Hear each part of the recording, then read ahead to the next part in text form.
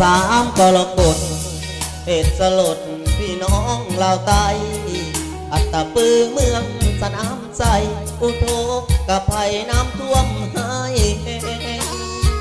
สันเพื่อนเสเปียนเสน้อยบ่อาจต้านแหงมวลน้ำไหลที่หลักเป็นแก่งทุกคนแห่งจมพื้นบาดาลวิกฤตมหันต์โศกอนาตกรรมภัยบ่ขาดคิด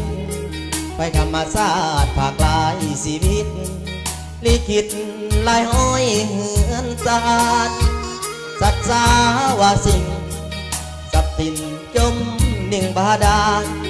ดวงใจคนลาวหลายล้านห่วมอธิษฐานกำลังแห่งใจพักลาดเท่าใดจุ่มใส่เบิ่งแยงช่วยเหลือนาประเทศเอื้อเฟื้อล้นเหลือวัตถุสิ่งของอาหารเงินตาเข้าป่ายุกยาสนองตุ้งอุ่นมีกินอิ่มท้องพี่น้องมีกำลังใจถ้าขอนไว้ป่าองค์แสนแดนอัตตปือสิ่งศักดิ์สิทธิ์ลือซื้อศรัทธานับถือพึ่งพาทางใจจงช่วยบันดลลูกหลานคงสนบ้านเมืองปลอดภัย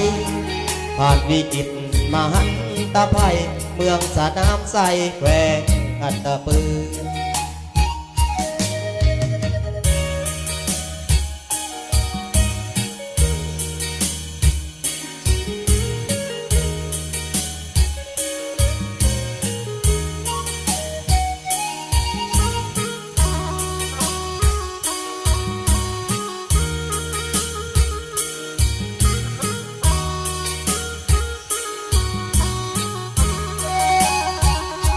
พักลาดเท่าใด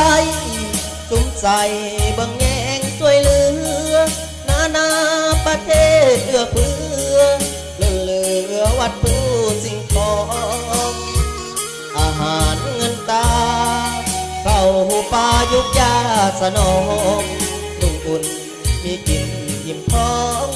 พี่น้องมีกำลังใจถ้าพรไว้ฝ่าองค์แสนแดนอัตตปือสิ่งศักดิ์สิทธิ์ลือซื้อศรัทธานับถือพึ่งพาทางใจจงช่วยบันดลลูกหลานคงสนบ้านเมืองปลอดภัยผ่านวิกฤตมหันตภัยเมืองสนามใสแขวงอัตตปือ